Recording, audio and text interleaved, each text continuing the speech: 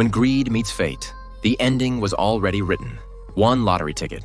5 lives forever changed.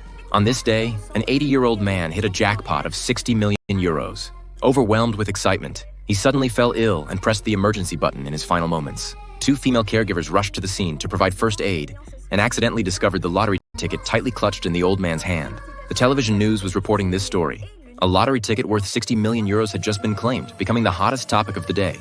The young caregiver, Kate, saw it, and a flash of greed appeared in her eyes. She thought, even if they only split half, 30 million euros would be enough to change her life. However, her colleague was unwilling to participate, believing that the money should belong to the old man.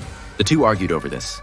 At this moment, another caregiver, Sarah, walked into the room and suggested that either the 3 of them split the prize money equally, or no one could take it. The nursing home director and male caregiver Nick arrived on the scene shortly after.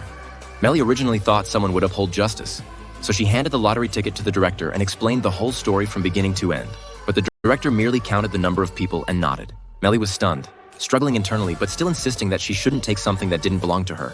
Kate and Nick repeatedly persuaded her, emphasizing that they had been taking care of the old man's daily life for years, while his children had never shown up. In the end, Melly relented, and the group went to the prize claim center, each receiving 12 million euros.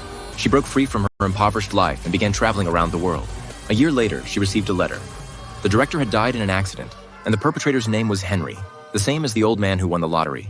Sarah began to suspect that this was not a coincidence. She had been diagnosed with a serious illness and suggested that everyone donate the money. Melly, however, objected for the first time.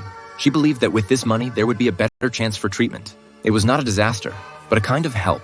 Sarah's hope was rekindled, but she passed away just 3 days later due to the deterioration of her condition.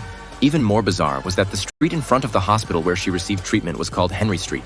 Panic spread among the few people. The male caregiver Joel suggested turning themselves in and returning the prize money. Melly, however, could no longer turn back. In a fit of anger, she slapped Joel and he fell, hitting his head on the steps and losing consciousness. Ironically, a food delivery truck was parked beside him, with Henry's restaurant written on it. To cover up the truth, Melly and Ahua moved Joel together, intending to stage an accident. In the process, Ahua was locked in the car, and the vehicle was pushed off a cliff. Melly thought it was all over, but as she was about to leave, a screw fell from inside the car like a warning from fate.